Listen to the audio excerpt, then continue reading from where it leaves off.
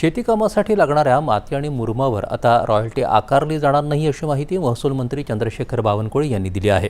ते आज नागपुरात वार्ताहरांशी संवाद साधत होते.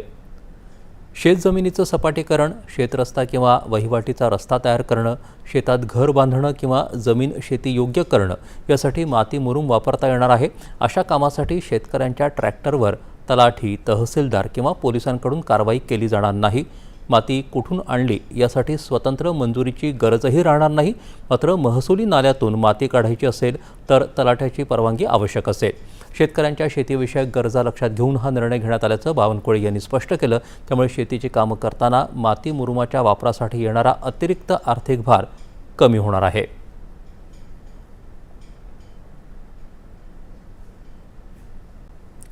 पालघरमध्ये आज झालेल्या जिल्हास्तरीय गुंतवणूक परिषदेत तब्बल 5,097